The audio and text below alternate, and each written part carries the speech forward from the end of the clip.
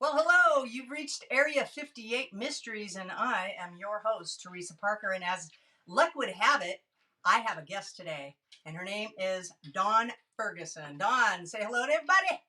Hi, everybody. Hey, hey, it's good to see you, first off. But second, I want to tell these guys where we met, so there's a little bit of background on everything, why you're on today. And well, we met in 2007, and it's a kind of a funny story, but this is going to date us for when we met. We met through Meetup. Believe it or not, I was starting a ghost hunting group, and Don answered the ad, so to speak. You know, hey, looking for folks. And back in those days, that's what we did. I mean, that's how you met up with people like-minded. We didn't really have.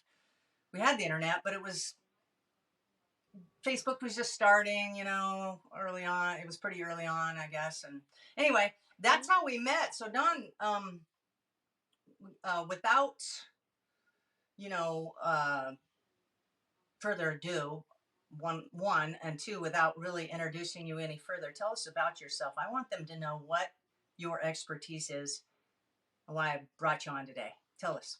Oh, okay. Well, I started getting a bunch of my friends together back in 1979, and we had basic tools. We had our compasses and things like that. We would go to abandoned houses, out to graveyards, found a lot of stuff when we were out there, and I just kept progressing.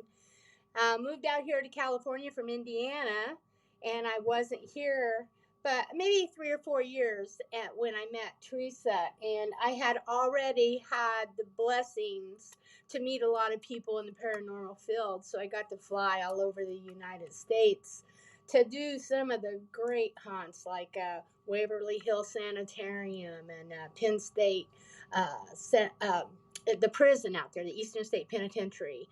Yeah, it's a I sweet went, place, I heard. yeah, I went out to Colorado to the Shining Hotel, the Stanley. Got to do it out there with Jason and Grant. It was great, and I learned a lot from them. So you learn as you go through the years, especially Yeah, with the equipment, because there's always new equipment coming out. It's all basically the same, but they learn a little bit more and add a little more things to it, like your obulus and your spirit box and things like that. But me and Teresa got together and we just really hit it off, and we were so yeah, we did. interested in the same things. Yeah.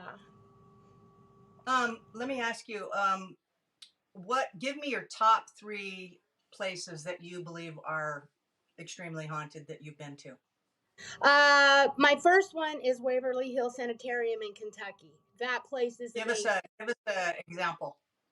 Uh, um, I was there to help with newbies learn their equipment, so I flew out there, and I was on the third floor. There was no electricity at this time, and I started smelling roses, so I started taking photographs. I didn't see anything with my eyes, but on review, it was the first time I got my full color apparition. I call her my carriage lady because she's side profile. She's got white lace hat, and she's holding a rose in her hand, and my flash reflected off her fingernails. It was amazing. And Whoa. yeah, I seen full fledged shadow apparition there too. We chased it down the hallway. It was huge. He was probably about 7 or 8 feet tall. It's solid black, blacker than black. Let And me ask you. Let me sorry to interrupt you. Let me ask you this one question. I did a podcast the other day, and I was talking about how I don't believe that black apparitions uh, in the forest that manifest have anything to do with Bigfoot, unless it's a Bigfoot soul. you know, yeah. that was my take on the whole situation. They're not the same. What do you think black masses are? Since we're right on that. Oh my gosh, I know they absorb a lot of energy to manifest because it seemed like all our batteries on all our video cameras, there was about 20 of us that I was teaching them how to use their equipment, and everybody's battery was sucking down. And I think they have to have that to manifest. I think it's an actual soul or spirit, human. Um, could be other Now, let me ask you. explanations, but it looked like a man. the one that I seen. Can I ask 'Cause you, in your opinion and your experience, um, can they be solid black, like can't see through them? Can they be see oh yeah, through? Can they be different colors of gray or black or brown? Because I've seen brown see through, extremely see through. I've seen that. But tell me, what do you think about all the ones what that color?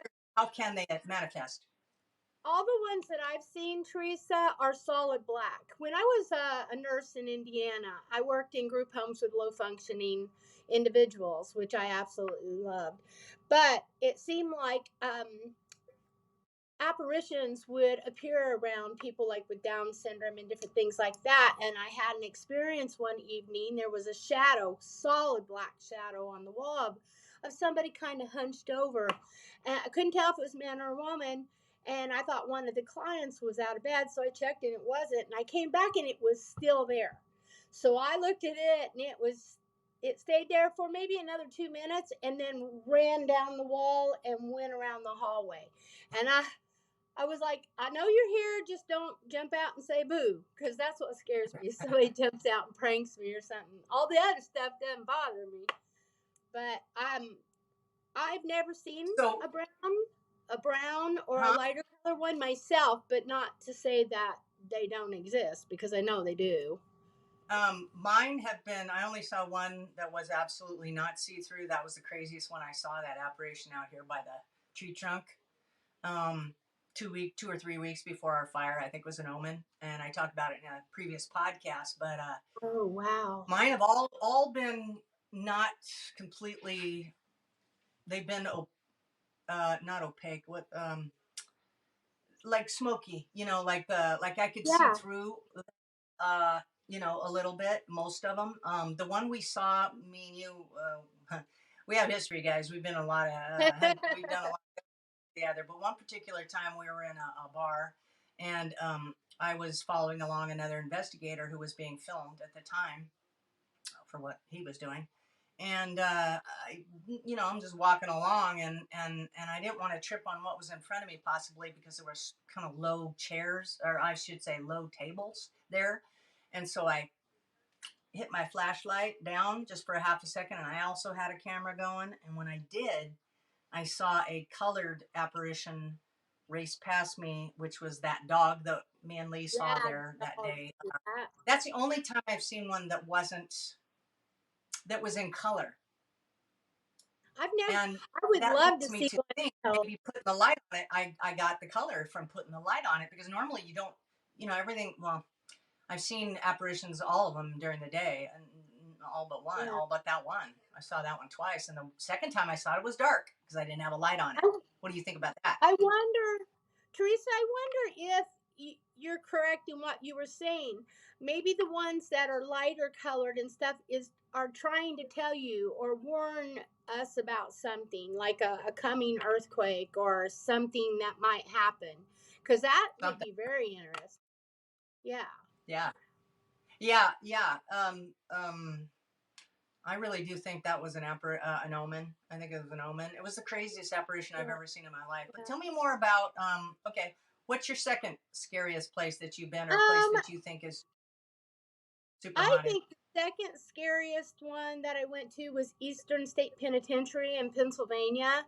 I went there, it was in the winter time, and I was helping new people that were coming on board for the paranormal, teaching them the equipment and stuff. And they have the solid black doors, metal doors to the prison, because it's solitude there. Yeah. And didn't even know I got it till review, of course, but there was one behind me shutting on its own. Then I walked into one of the cells and said, "Is it okay if I take a picture?" And a voice said, "No." Absolutely. It Oh, just, was no. that audible, or with your It audio was recorder? audible and on my recording. I was Oh able to wow. hear it. And that place, you just felt it was dank and dark and stuff in there anyway, but like down on Oppressive. death row, it's like you could feel the presence of stuff. It's like you had your hair standing up on end. It was an evil place. I felt more evil there than anything. Mm. That's where Al Capone was at. I got to go in his cell for a little while. Yeah, Um, I'm thinking uh anger turned into rage. exactly. Anger, and Yeah. they didn't even want to mess with anybody. And Mm, I can mm-mm. understand if you have a lot of paranormal groups coming in, and I remember that wasn't Eastern State the place that where the ghost hunters got that one apparition that they could not debunk completely. yes. It came towards the camera. Where, yeah, Nobody yeah, was I was there. on that walkway. It was on that Yeah, walkway coming at him. Yeah, exactly. yeah. I don't think that was ever debunked. I don't think that was ever really truly No. known as truth or not because I don't know. You and I both know that producers will do some funny things behind your back. Yes, they will, and that's why Yeah. I love So, this, because we were true. We stayed true. We still stay true. So oh, I love always. Yeah. Well, you're just fooling yourself. I mean, I realize entertainment's a different story, but if a cast is going along with that sort of thing and knows about it, it's not good. I don't believe they did. If it was not true, if somebody set that up, I don't think they knew about it because they reacted as if they didn't. And let's face it, who knows? Who knows? But that was one of the things that I remember happening at Eastern State that kind of that got my attention because that was visual. You could see it, yeah. and they played it over and over. It looked like That's why. Yeah, that's why I wanted to go there so badly. I wanted to see what they were feeling and what it felt like in there and things.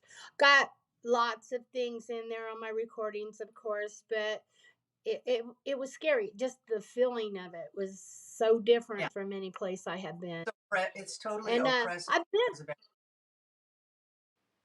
I've been a lot of places, you know that. But I tell you, I think number 3 on my list, Teresa, is where you and I went in Clovis.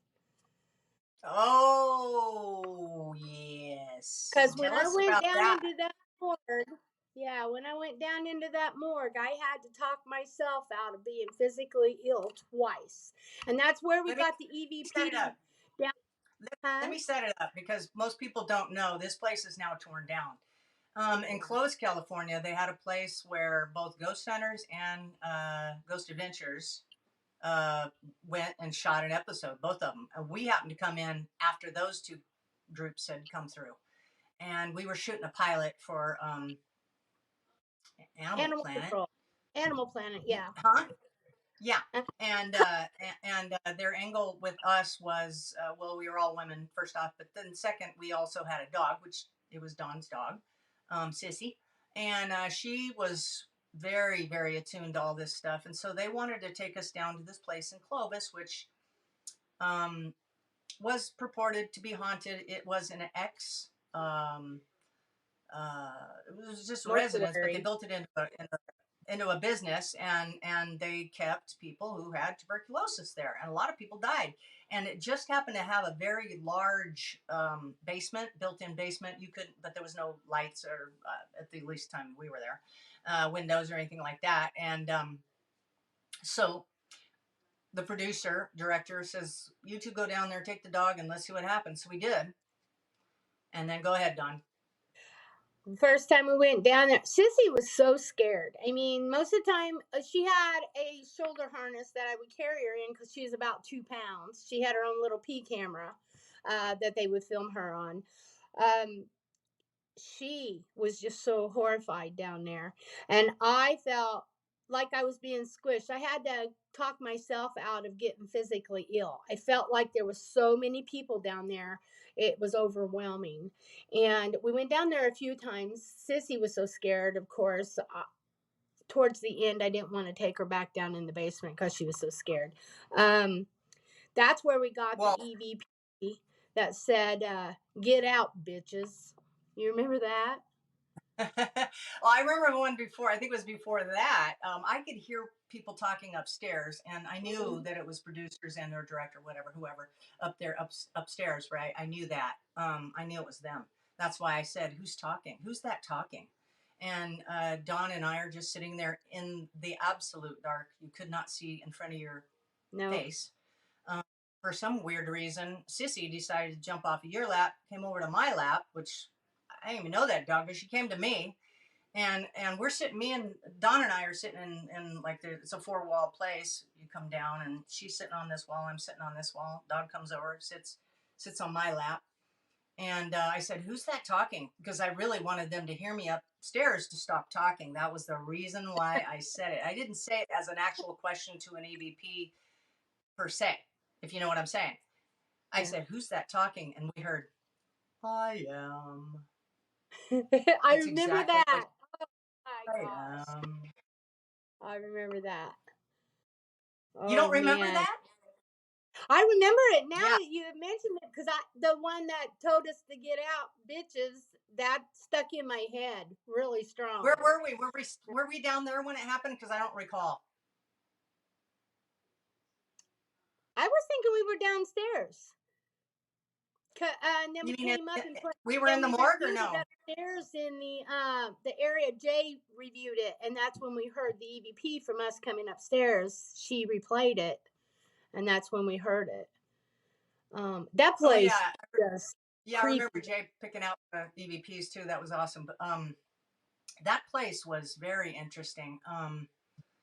I am saddened that the city would never let them do what they wanted to do with that building, and they ended up tearing it down and Yes, thus ruining that little cottage industry that they had going on. For ghost hunters to come in, they could have charged people every single weekend and had a exactly. full house.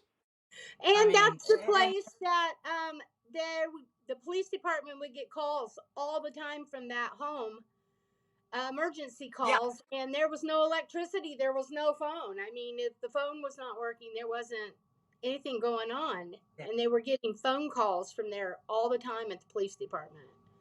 I yeah. And remember I that. remember the gentleman, the caretaker, told us about that, and basically that there was no physical way for a phone call to come from that residence, that address, and yet the police got phone calls. Yep. I bet that was residual stuff from when people used to call because they were out of their minds with whatever illness they were dealing with and near dying or something. Who knows? Who Oh, knows? that's you know, That's and a bad situation, you know. it's powerful. Whatever it was powerful in there, and even the bedrooms upstairs were powerful. I mean, you felt things all the time upstairs Let's in the basement. switch gears here. I'm going to switch gears on you. First off, I want you to plug your store out there. Tell us where you are, Oh, what your store. my store is called the Dawn on Fire because I work full time at the fire department, and this is going to be my place of retirement, except for investigations, of course. I make jewelry and keepsakes with people's ashes and pets' ashes, and I do custom jewelry for people as well. But my big thing is the ashes. I love to And you do help all bring. these kinds of crafts, right? As well that you sell Yes, different things. yes, I do bracelets, necklaces, earrings. I have a storefront here. As you can see, I don't know if you can see in the background, can you? It's the whole entire place is like a giant fairyland. The ceiling has ivy on it, and there's dragonflies everywhere. It's just Oh, that's me. that's awesome. I consider dragonflies good omens. I do. I think they're Yeah, somebody especially the staying red ones. high. That's right. Yeah, the red ones Um, too. and you're in California City, right? Correct. I'm in California And City. I am can they reach you? located at the Aspen Do you have a Mall. do you have a Huh? do you have a website? I'm sorry, I can't see you because I've got camera on me. Do you have a website that you can shout out? I took my website down right now until I go ahead and retire because it was too hard to maintain. Yeah. But I'm at 8116 California City Boulevard, Suite 1 in the Aspen Mall in California City. Okay. You can also, I can, you can give them my phone number if you want. If anybody asks you about me, I get Yeah, contacted at the fire I'll department. put it. I'll put it in the text of it. I'll give all that information later. Uh, I wanted to now move on to a particular subject that I think is very interesting, and I think all ghost hunters probably start in a graveyard just because they don't know anywhere else to go or abandoned homes. But we found a graveyard to be extremely active, didn't we? Yes, we did. What's the name of that place? I can't recall. It's just the California City Cemetery. Is it an older one or is it the one they use It's for an everybody? older one. It goes quite a ways back, early 1900s on. There's a lot of residual there, a lot of shadow figures, a lot of EVPs, as you know. Yeah. I took you. It was getting towards dark or not quite dark yet, I don't think, and but it was maybe it was dark. I just recall That taking was a dark. photo of you. You were walking out before you get to the actual graves. You know, you were kind of in this open area and you were walking along, and I took a picture of you and up in the air, like if like you're looking at me, you know, you're walking along here and up in the air, up above, way up in there, um, was what I consider to be like a purple plasma. Yes. At the time, I remember running it, you know, uh, letting this other guy know that who was into that sort of stuff, and he said, "Yeah, I think that's what you got there." It shouldn't have been there.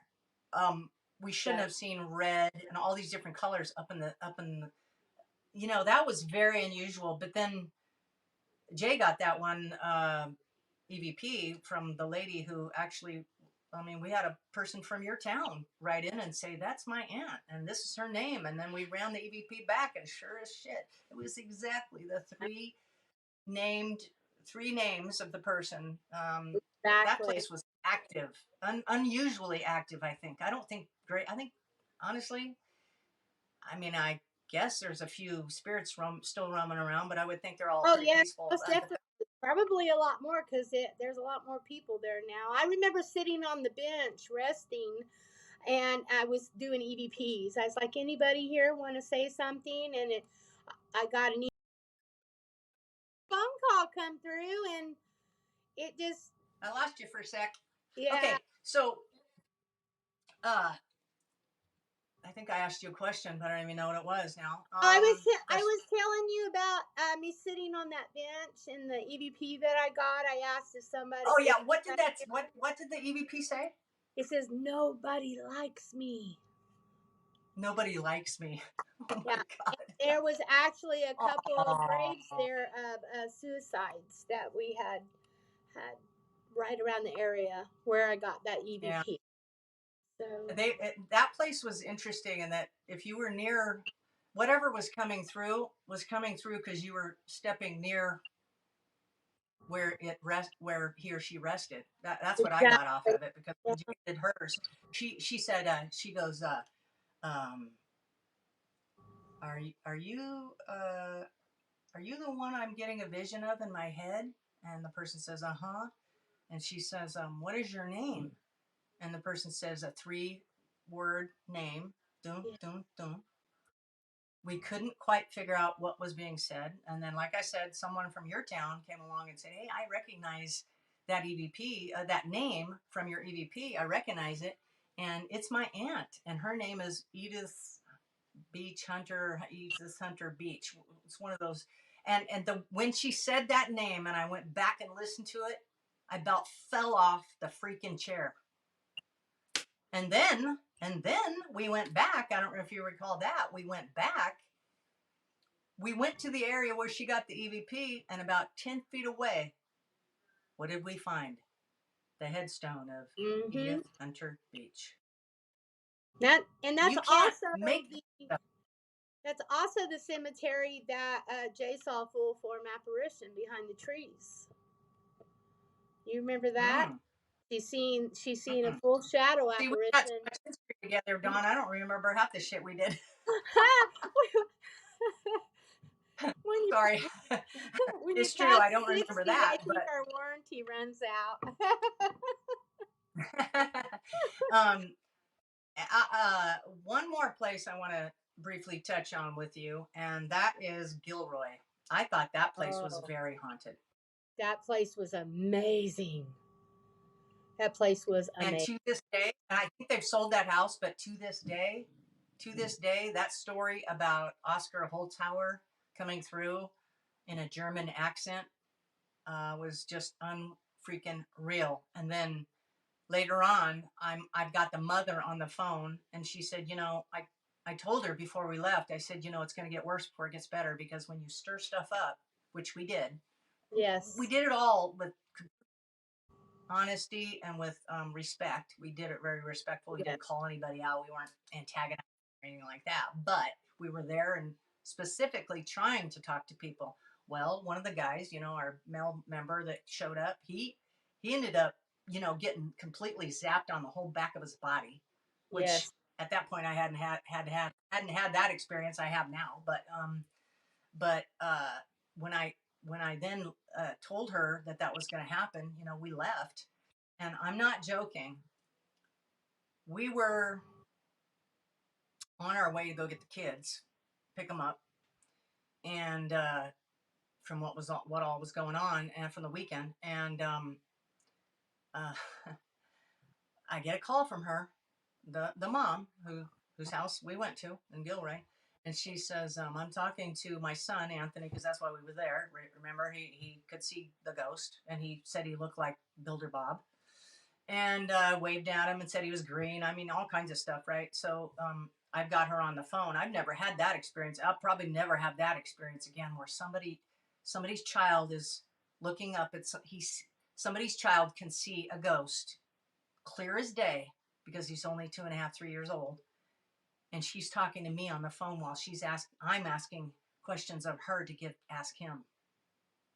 Wow. That was an experience I don't think I will ever forget. And I'm sorry I didn't get more information when I had that moment in time, but I did get, what does he look like? What's his name? Akar. We later found out that there was a person named Oscar who lived there. And what did else he say? I said, what did he look like? He said, Builder Bob. What color is he? Green. I Wow. mean, really? That's Yeah. that sounds like Ghostbusters green, apparition. I mean, I bet that little boy doesn't remember anything of this, and probably cannot see them any longer, because we learn we're not supposed to. But what a crazy experience, and I'll never forget it. I will never forget it. And there were multiple things that happened there, multiple things, EVPs, personal experiences. Some had nothing to do with ghosts. That little doll in the where we were sleeping, there was a doll went off in the middle of the night. I was convinced that we were either going to get attacked by aliens, or there was a weird, very weird ghost nearby. I don't It was see me dangerous. anymore. Huh? I I don't see me anymore. You It don't see closed you down anymore? now. He closed Okay, out. well, I can still hear you. I can still hear you, and I think what I'll do is I will call it a day. We've talked a lot about this stuff, and I think we really need to get into some of. I want to get into theory with you. That's something that Oh, I I would really want to talk love about. that. I would love that, Teresa. Yeah, I that's would what I really, really absolutely. want to talk about. Okay. Yeah, Sounds because wonderful. yeah. So let's get together again soon, Dawn. I realize if the audience can't see you now, they can hopefully still hear you. I hope. Gosh, I hope I so. hope so too. I And if hope so not, too. I guess we'll be doing this again and repeating what we just said. But hopefully not. I'm new at this two-person podcast stuff, so give me a break. I'm sorry. I apologize, you guys. Well, listen, we've talked to, I got a fuzzy right there. We've talked to Don Ferguson, who is a ghost magnet, as far as I'm concerned, and a good friend. And I appreciate you coming on, Don. I really do. That's been fun. Oh, thank you for having me, T. I really enjoyed it, and I can't wait to do it again. Yeah, we will talk theory next time. We can't run out of stuff to talk about, because ghost hunting and ghosts in general as a subject is limitless. I mean, it's all theory, right? It's all theory, and that's what I want to get into next time. So, thank you guys for listening. This is your host Teresa Parker, and you have been listening to Area 58 Mysteries. Have a good day.